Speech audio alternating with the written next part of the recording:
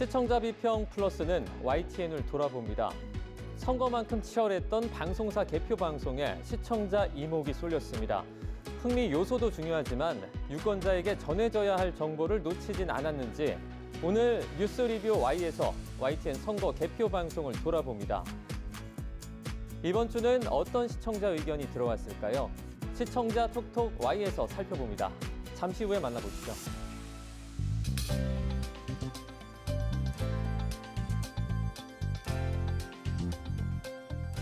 시청자 여러분 안녕하십니까? 정주웅입니다. 최근 산불 위기 경보가 경계 단계로 상향되면서 산림청이 산불 대응에 총력을 당부했습니다. 매년 4월은 봄철 영농 준비로 부산물 소각이 빈번하게 이루어지는데요. 계절의 특성상 비가 자주 오지 않는 데다 봄바람도 강해서 대형 산불로 이어질 가능성이 높습니다. 한순간의 실수로 인명피해는 물론 오랜 시간 갖고 온 산림이 잿더미로 변하는 일이 발생하지 않도록 모두 경각심을 갖고 주의를 기울여야 하겠습니다. 그럼 이번 주 시청자 비평 플러스 뉴스 리뷰 Y로 시작합니다.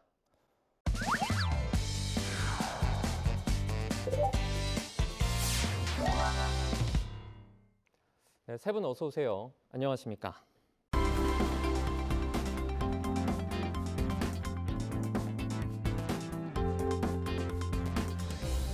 뉴스 리뷰 Y 시작해 보겠습니다. 먼저 조수진 시청자 평가원이 가져오신 오늘의 주제부터 들어봅니다.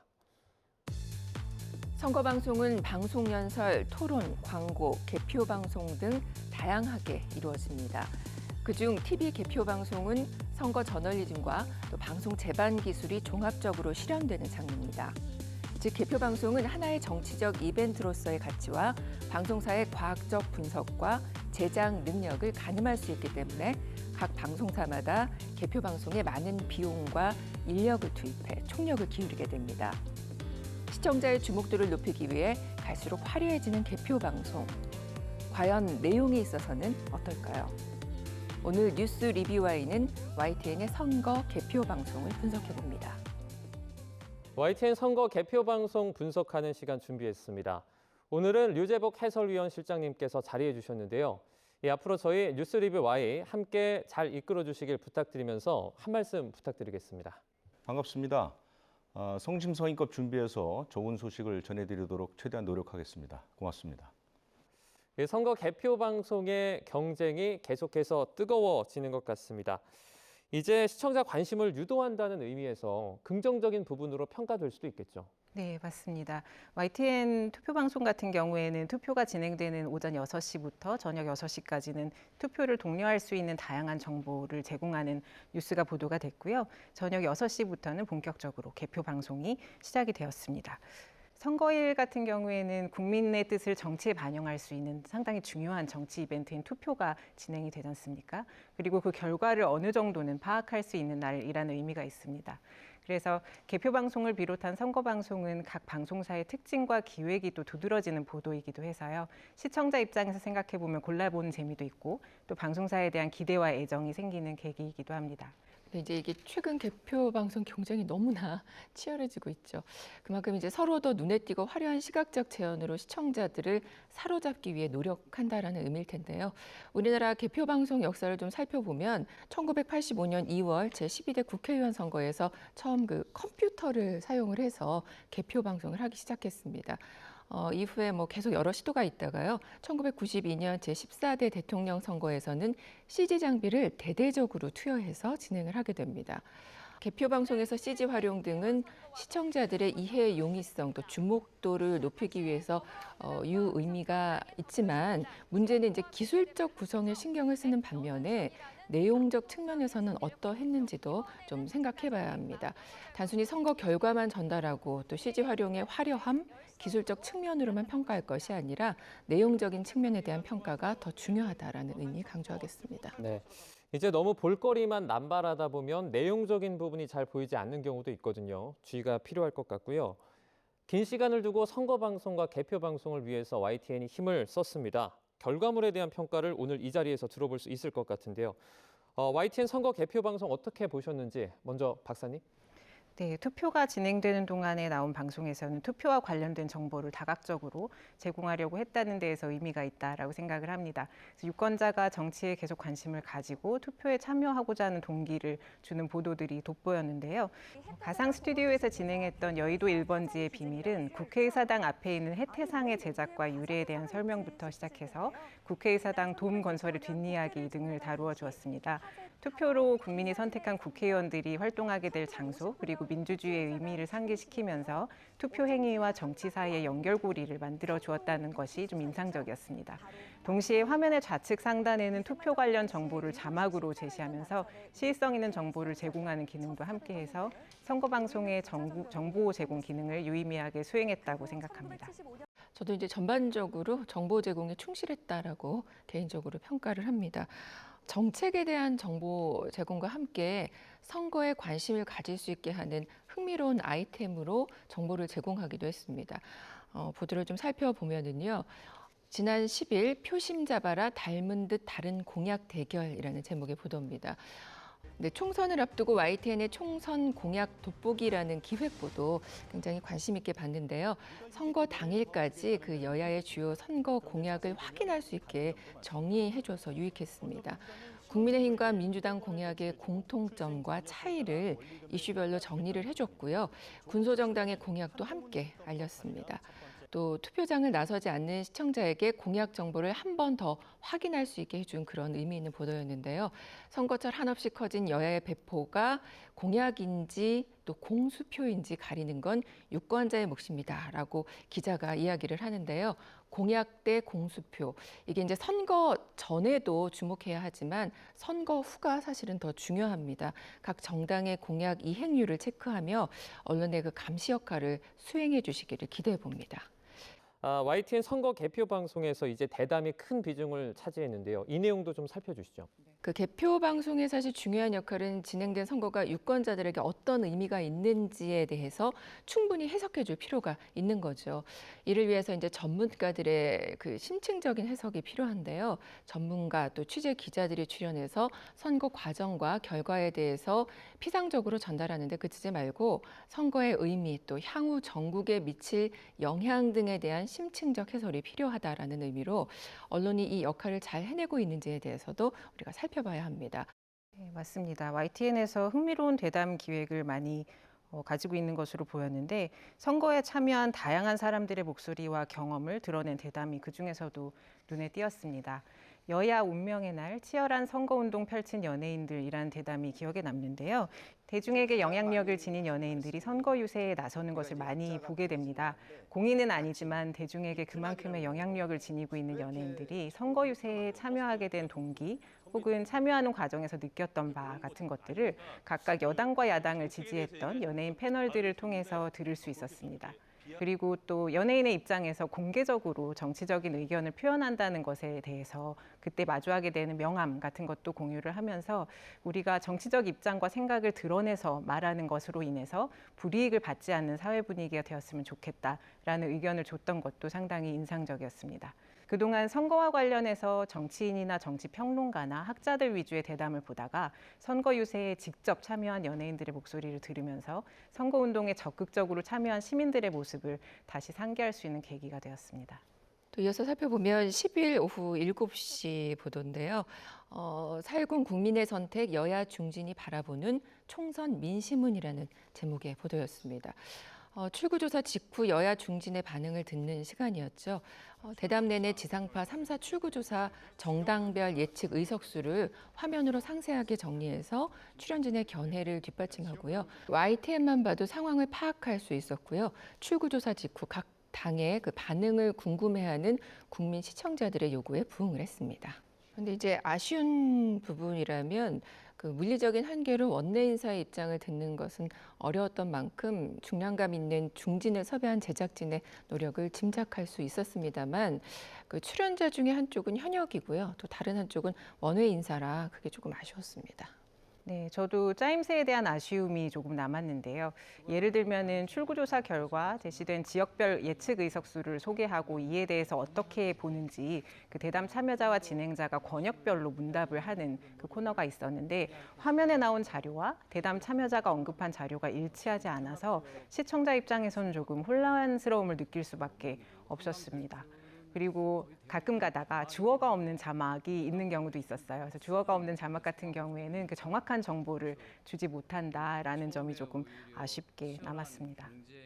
이어서 대담 패널 섭외에 대한 고충도 살펴주셨는데요. 이 분석한 내용도 좀 들려주시죠. 네. 사실 패널이 누가 출연하느냐에 따라서 시청률이 달라질 수 있기 때문에 각 방송사마다 개표 방송 패널 섭외는 정말 전쟁이죠. 10일 오후 8시 때 방송 출구조사에서 민주당 압승, 향후 전국 시나리오는이라는 대담입니다. 선거 직후 그 향후 전국에 대해서 이야기하는 대담 그 내용 자체는 의미가 있었는데요. 다만 이제 이번 개표 방송에 주목을 받고 또 시청률이 높았던 그런 다른 타 채널과 굳이 또 비교를 해보자면 상대적으로 매력도가 떨어지는 점이 좀 아쉬웠고요. 패널이 주는 그 신뢰도가 대중적 인지도 면에서 흡입력이 있어야 여러 그 채널 중에서 선택이 될 텐데 그런 좀 아쉬움이 있었습니다. 좀 더 주목도가 높은 패널을 섭외했으면 좋았겠다라는 생각이 들었습니다. 또 이번 투표 마감 직후에 토론 패널을 분석한 자료에 보면은요, 그 여성 패널이 한 명꼴로 굉장히 적은 비율을 차지했다라고 이제 나왔거든요. 또 심지어는 전원 방송 그 남성으로 구성된 방송사도 있었습니다. YTN의 경우는 지금 위에서 말씀드린 대담만 봐도 남성, 여성 그 패널 구성에 좀 신경을 쓴 것으로 보였다는 점 짚어보고 싶고요. YTN은 개표 방송 진행에 있어서도 여성 앵커의 활약도 돋보였습니다. 이런 점들은 정말 잘하고 있다라고 말씀드릴 수 있겠습니다. 네, 이어진 11시에 진행된 방송 대담입니다. 범야권 압승 예상 총선 민심은이라는 제목의 대담인데요.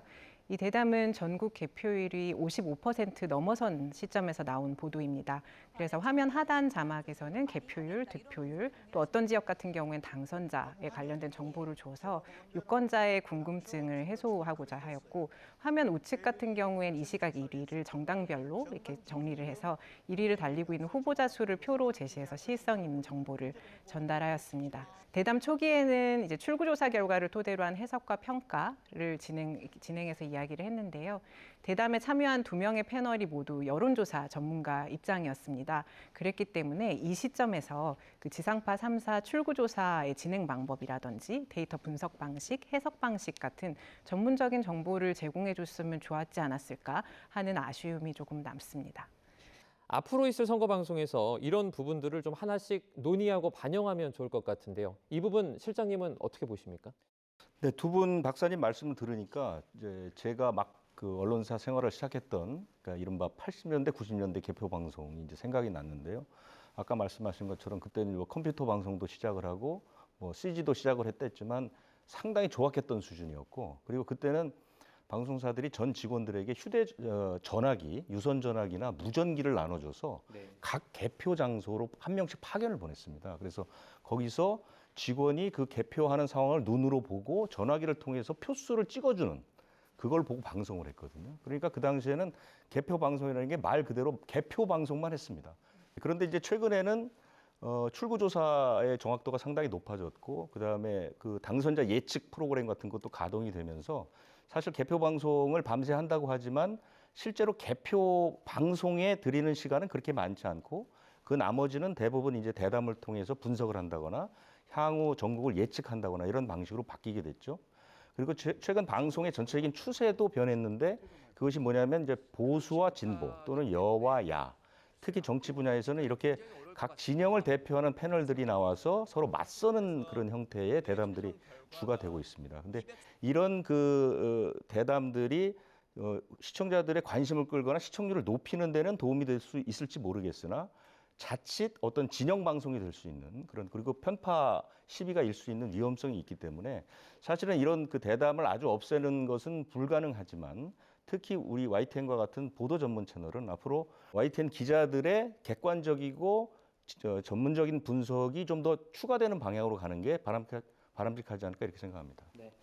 연령대별 유권자 지형 변화에 관심이 몰리기도 했는데요. 이 본격 세대 교체라는 표현도 있었고요. 구조적인 변화를 살핀 내용도 많았습니다. 이런 YTN 보도는 어떻게 보셨습니까? 네, 이번 총선 과정에서 사실 중요한 변수로 작용할 수 있는 분석 중에 세대에 관련된 얘기를 빼놓을 수가 없을 텐데요. 세대별 특징 변화를 정리한 보도를 좀 살펴보겠습니다. 4월 9일 보도였습니다. 어르신이 청년보다 많은 첫 선거 누가 웃을까라는 제목이었는데요. 유권자 연령 구성을 살펴보는 보도로 앵커가 저출생 고령화가 선거에도 영향을 미친다라고 개괄을 하고 또 인구 구조 변화가 정치에 지대한 영향을 미치고 있는 현 주소를 실감케 했습니다. 또 유권자 연령이 낮을수록 진보, 높을수록 보수 쪽에 유리하다라는 그 일반론을 짚고요. 이대남으로 일컫는 20대 남성들은 최근 보수정당 지지세가 두드러지고 이른바 86세대 상당수는 60대에 접어들면서 60대 이상 표심의 변화가 생긴다라고 관측하는 한편 또 운동권 청산론에 가장 크게 공감한 세대 역시 60대였다라는 내용 등 연령별 세대론을 고찰하면서 총선을 향한 관심과 궁금증에 응답하는 그런 구성이었다라고 평가가 됩니다. 연령과 인구 변화가 이후 총선 결과에 얼마나 영향을 미칠지 분석한 주목도 높은 보도였습니다. 네, 이어서 2030 세대의 특성을 잘 정리한 보도도 눈에 띄었습니다. 2024년 청년 세대는 없다라는 보도를 개인적으로 매우 흥미롭게 봤는데요. 후속 보도도 기대되는 주제였습니다. YTN에서 지난 7개월간 실시한 여론조사 결과를 토대로 해서 20대 남녀의 양당 지지율을 먼저 보여주고 그에 이어서 현재 20대와 30대의 특성을 설명을 하면서 20대의 니트족이 고르게 퍼져 있는 점, 그리고 30대의 집을 소유했느냐 여부에 따라서 정치 성향과 선택이 다를 수밖에 없었다라는 해석을 제시했습니다. 이어서 각 당 청년 정책을 간략하게 보여주면서 현재 정치인들이 청년 세대라고 하나의 카테고리로 묶어서 접근하려고 하는 것이 조금 낡은 시도가 아닌가 하는 문제 제기가 의미가 있었습니다. 하지만 20대와 30대의 취업 여부라든지 자산 관련 특성 그리고 정당 지지율 간의 관계를 통계치로 보여준 건 아니었고요. 인터뷰 등으로 뒷받침하고 있지 않아서 주장의 근거가 좀 부족한 건 아닌가 하는 아쉬움이 남았습니다. 정치권에서 주로 언급하는 세대론이 지금을 살아가는 청년 세대의 구체적인 상황을 면밀히 들여다보지 못한다라는 문제의식을 투표 결과 분석이나 투표 후에 청년 세대의 목소리 등을 후속 보도를 통해서 연결해서 볼 수 있었으면 좋겠다라고 생각합니다. 이제 선거 개표 방송이 끝났지만 후속 보도의 중요성은 여전할 것 같은데요. 이 시점에서 언론의 역할이 참 크다고 봐야겠죠. 전 세계에서 우리나라 선거 방송이 가장 화려하고 볼거리가 많다고 합니다. 그만큼 우리 이번 그 각사의 선거 방송 개표 방송을 보면 정말 눈이 휘둥그레질 정도로 화려한 비주얼들을 뽐냈는데요. 이것이 반드시 바람직하다고 보기는 어렵습니다. 왜냐하면 국가의 미래를 결정하는 이 선거라는 큰 행사를 단지 시청률에 너무 과몰입해서 비주얼만으로 승부를 거는 것, 그리고 시간이 지날수록 그 중계방송식 여론조사 결과에 집착하는 뉴스들, 이런 것들은 지양해야 한다고 보고요. 뉴스라는 게 국민이 알아야 할 뉴스와 알고 싶어하는 뉴스 두 가지로 나뉜다고 하는데, 선거 보도는 특히 YTN은 이번에 지난번보다는 정책 비교 쪽에 약간 비중을 뒀다는 점을 저는 긍정적으로 보고요.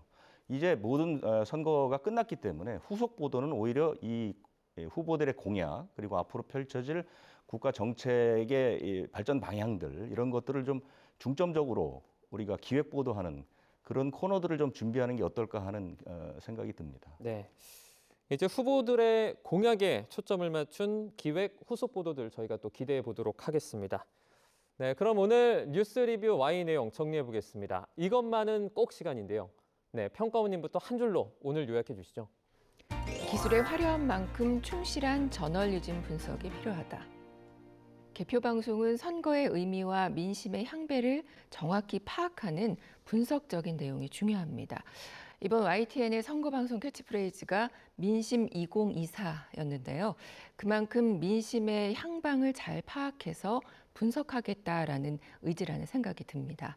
선거 방송에서 보도된 각 정당과 또 당선자들의 공약이 민심이 잘 반영된 것이었는지 분석해 주시고요. 또 선거 이후 그 공약들이 잘 지켜지고 있는지도 후속 보도로 살펴주시기 바랍니다. 네, 이번에는 김아미 박사님의 한 줄 평도 들어보도록 하겠습니다. 선거로 드러난 다양한 사회 이슈들 후속 보도로 이어지길. 선거 기간 동안 우리는 정치에 한 발 더 가까워진 느낌과 주인의식을 가지게 됩니다. 이번 선거 보도를 통해서 청년 세대와 청년 정치인, 정치적으로 목소리를 드러낸 연예인, 높은 투표율을 보인 노년 세대와 같이 다양한 주체의 정치 경험을 읽을 수 있었는데요. 선거를 계기로 생각해 볼 수 있는 이와 같은 사회적인 이슈들이 과연 정책에 반영되고 있는지 이런 것들을 중요한 사회적인 논의를 이끌어갈 수 있는 출발점을 마련했다라고 생각합니다. 이런 문제 제기가 후속 보도로 이어지기를 기대합니다. 네, 이제 두 분의 한 줄 평을 좀 합쳐보자면 충실한 분석을 후속 보도로 정도로 되지 않을까 생각을 합니다. 네, 오늘 뉴스 리뷰 Y 순서는 여기서 마치도록 하겠습니다. 세 분 오늘 말씀 잘 들었습니다. 고맙습니다.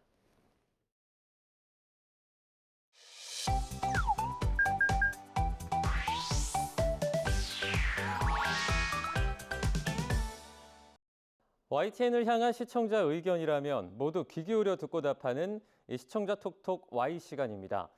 오늘 주목한 시청자 의견을 AI 앵커 Y온이 소개해드립니다. 지금 바로 만나보시죠.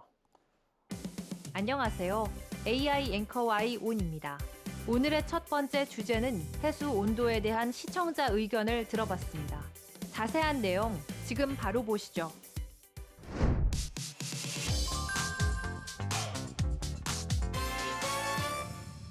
지구온난화 영향으로 해수 온도가 역대 최고 기록을 경신했다는 소식을 전하며 이 현상이 나타난 이유와 이후 상황을 간략하게 전망하는 보도가 있었습니다. 미국 국립해양대기관리국과 메인대 기후변화연구소 기후재 분석기에 따르면 전 세계 바다 평균 해수면 온도는 지난해 3월 중순부터 1년간 매일 1982년 이후 역대 최고 일일 온도를 기록했습니다. 지난해 전체 평균 해수면 온도는 전년보다 0.25도 오른 것으로 나타났습니다. 미국 연구소 분석에 따르면 바다의 해수면 온도가 1년 만에 엄청난 규모로 상승해 주목할 만한 결과임을 전했는데요. 미국 CNN 보도 일부를 간략하게 인용한 보도에서 해수면 온도가 매일 역대 최고 기록을 갈아치우고 있다는 사실에 놀랐는데 이 같은 현상이 어떤 영향을 미치는지 자세한 분석 및 전망이 없어서 아쉬웠다는 시청자 의견이 있었습니다. 아쉬움이 남지 않는 보도를 위해 시청자 톡톡 Y에서 해수 온도 상승 원인과 지구에 미치는 영향을 살펴봤습니다. 해수면 온도 상승의 원인으로는 지구온난화와 엘니뇨 현상을 꼽을 수 있는데요. 엘니뇨는 동태평양 수온이 평년보다 5개월 이상 0.5도 이상 올라가면서 서태평양의 온도는 내려가는 자연적인 현상으로 보통 2에서 7년 주기로 반복되지만 지난해 엘니뇨는 4년 만에 찾아왔습니다. 해양은 인류가 화석연료를 태우면서 발생한 잉여 열의 약 90%를 품고 있어 작은 폭의 온도 상승에도 임계점에 이를 수 있다는 우려가 나오는데요. 세계기상기구는 북대서양 동부와 멕시코만, 카리브해, 북태평양 등 광범위한 영역에서 이례적인 해양 온난화가 나타났다고 밝혔습니다. 특히 북동 대서양의 경우 적도 및 중동부 태평양 해수면 온도가 오르는 엘니뇨와 같은 전형적인 온난화 패턴과 일치하지 않는 비정상적인 온난화가 일어났다고 보고하기도 했습니다. 뜨거운 바닷물은 해양 생물의 다양성을 해치는데요.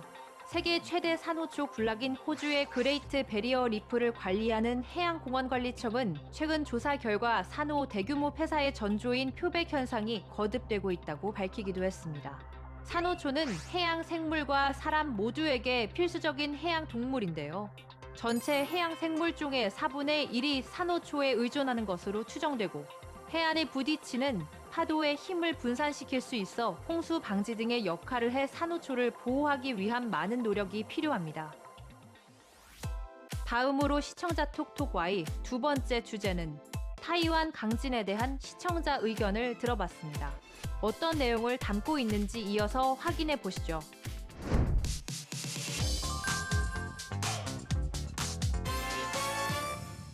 25년 만에 강진에 큰 피해를 본 타이완에선 여진의 공포 속에 구조 작업이 진행되고 있습니다. 얼마 전 타이완에서 25년 만에 규모 7이 넘는 강진이 일어나면서 이후 구조 작업이 이루어지고 있는 상황을 전한 리포트가 있었습니다. 위아래로 흔들리며 요동치는 도로 CCTV. 겁먹은 행인들이 뒤를 돌아보며 달리기 시작합니다.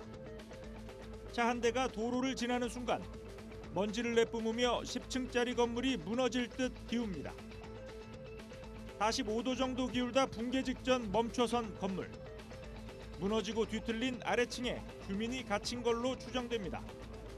강진이 휩쓸고 간 타이완의 모습을 자료화면으로 접하며 기울어진 건물 등을 통해 당시 상황이 얼마나 심각했는지를 체감할 수 있었는데요. 강진이 난 타이완 동부 화롄 지역의 모습을 전하며 이번 지진의 위력을 설명하기도 했는데 지진 규모에 비해 적은 피해 규모를 보면서 타이완의 내진 설계 상황이나 지진 대비 지침 등이 궁금했다는 시청자 의견이 있었습니다.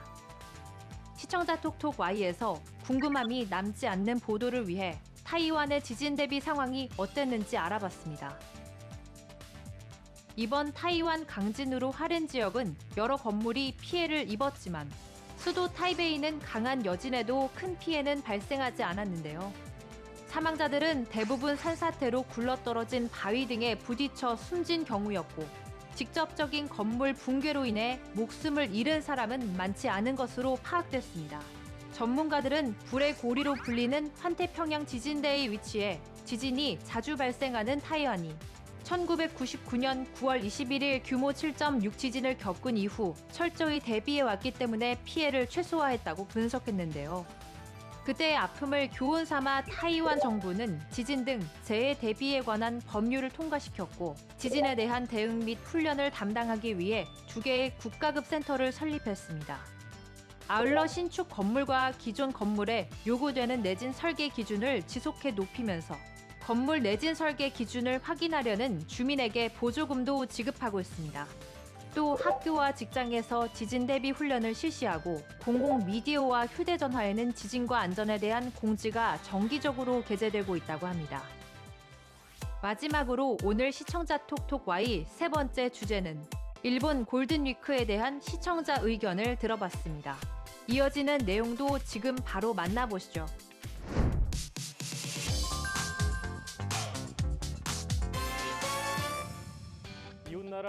일본이 다가오는 골든위크에 해외여행을 통해 방문할 나라로 서울을 가장 많이 검색했다는 조사 결과를 전한 보도가 있었습니다. 온라인 여행업체 익스피디아 재팬에서 발표한 골든위크 해외여행 검색 순위입니다. 행선지 검색량과 1인 여행 행선지 검색량 모두 서울이 1위를 차지했습니다.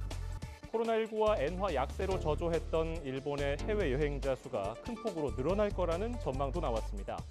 지난해와 비교해서 167% 넘게 성장해 52만 명이 일본을 빠져나가며 코로나19 이전 수준의 최대 90%까지 회복할 것으로 예측됐습니다. 코로나19 시기에 주춤했던 관광객 수가 코로나19 이전 수준까지 대부분 회복할 것으로 예측하고 국내 주요 관광지가 활기를 띨 것으로 전망했는데요. 일본의 골든위크 기간 선호하는 해외 여행지 1위로 우리나라가 예상된다는 내용을 전했는데 골든위크가 무엇인지 정확히 언제인지 그리고 역대 이 기간의 일본인 관광객 규모는 어느 정도였는지에 대한 설명이 부족했다는 시청자 의견이 있었습니다. 자세한 설명을 보충하기 위해 시청자 톡톡 Y에서 일본의 골든위크에 대해 좀 더 살펴봤습니다. 일본의 골든위크란 국민휴식의 날, 휴화의 날, 일왕즉위기념일, 헌법의 날, 녹색의 날 등이 몰려있는 약 열흘간의 긴 연휴를 말하는데요. 올해 일본 골든위크는 4월 27일부터 5월 6일까지입니다. 지난 7일 일본 최대 여행업체 제이사에 따르면 골든위크 기간 중 해외로 나가는 일본인 여행자 수는 전년 대비 68% 증가한 52만 명이 될 것으로 예상했는데요. 코로나19 전에는 열흘 연휴의 해외 여행자 수가 역대 최고였던 2014에서 2018년 평균이 약 56만 명임을 감안할 때 약 90% 수준까지 회복한 것으로 볼 수 있습니다.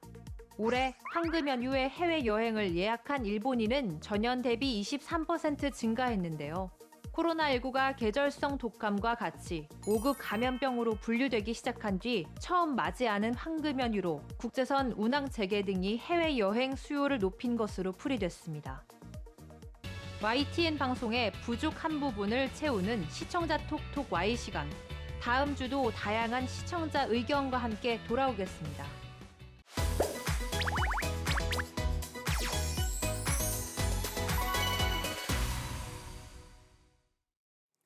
안녕하세요.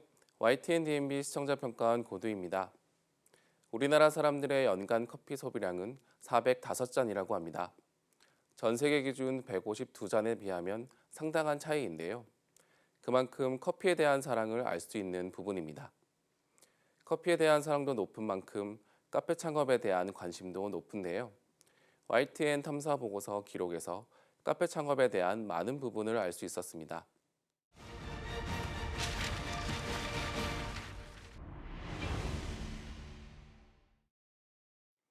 지난해를 기준으로 국내에 영업 중인 카페 수는 95,801개라고 합니다. 먼저 카페 창업의 첫걸음으로 커피 창업 박람회가 소개되었는데요. 장기적으로 직장을 다닐 수 있을지 고민하는 모습이나 관리가 편해 카페 운영이 좋을 것 같다는 의견 등 카페 창업을 고민하고 있는 일반인들의 목소리를 전해 들을 수 있었습니다. 뒤를 이어 한국인 최초 월드 바리스타 챔피언이 운영하는 카페가 소개되었습니다. 대규모 공장에서 커피 생두 원재료가 보관되는 모습이나 매일 신선하게 생산되는 커피의 모습 등을 볼 수 있었는데요. 일상적으로 마시는 커피가 많은 이들의 손을 거쳐서 만들어지는가를 간접적으로 접할 수 있어 인상적이었습니다. 카페의 수도 많아지고 경쟁이 심해지면서 카페 창업이 쉽지 않다는 것이 언급되었는데요. 부산 영도의 멋진 전경을 볼 수 있기에 인기를 얻고 있는 카페나 비오는 날을 컨셉트로 하여 운영 중인 카페를 통해서 차별화된 공간이라는 감성이 주는 카페에 대한 내용과 함께 카페 운영 방침에 대한 조언을 얻을 수 있었습니다. 바리스타를 체험하는 모습도 있었는데요. 생두와 원두 등 커피에 대한 교육이나 실제 기구를 이용하여 커피를 추출하는 모습을 볼 수 있었습니다. 카페 창업을 준비하고 있는 교육생들의 생생한 목소리를 들을 수 있었는데요.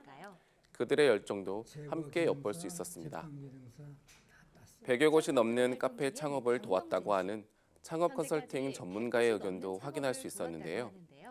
예상 매출에 대한 정확한 계산이 필요하다고 충고하는 부분이 인상 깊었습니다. 특히 일 목표 매출에 따라 변화하는 손익을 알 수 있었는데요. 카페 창업과 자영업자가 되는 길이 쉽지 않구나라는 생각이 들게 하였습니다. 골목 상권의 개인 카페와 프랜차이즈 카페가 말하는 고충도 알 수 있었습니다. 프랜차이즈로 인해서 수익성이 점차 낮아지고 있다고 토로하는 골목 카페나 시설물이나 인테리어비, 유통과진 등으로 수익성이 그리 높지 않다는 이야기는 카페 창업을 고민하게 만드는 부분이었습니다. 그렇지만 시골 감성으로 전국적인 유명세를 탄 충북의 카페에 대한 내용은 카페 본연의 의미를 알 수 있는 부분이었는데요. 농사철에는 배달을 가기도 하고 초등학생부터 어르신까지 누구에게나 문이 열린 문턱이 낮은 카페는 카페가 가져야 하는 기본적인 모습이 아닐까라는 생각이 들었습니다. 커피에 대한 관심이 높고 더 나아가 카페 창업을 고민하고 있는 시청자들에게 유익한 시간이었던 것 같습니다. 커피를 좋아하지만 창업에 대해서는 잘 모르는 YTN의 PD를 따라서 하나씩 차근차근 카페 창업의 길을 알아보았는데요.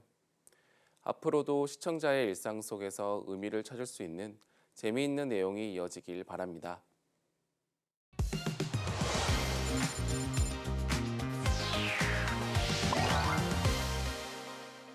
시청자 목소리로 YTN을 되돌아봅니다. 방송에 대한 여러 의견들 SNS와 홈페이지를 통해 남겨주시고요. 시청자 비평 플러스는 다음 주 더 새로운 의견으로 돌아오겠습니다. 시청해주신 여러분 고맙습니다.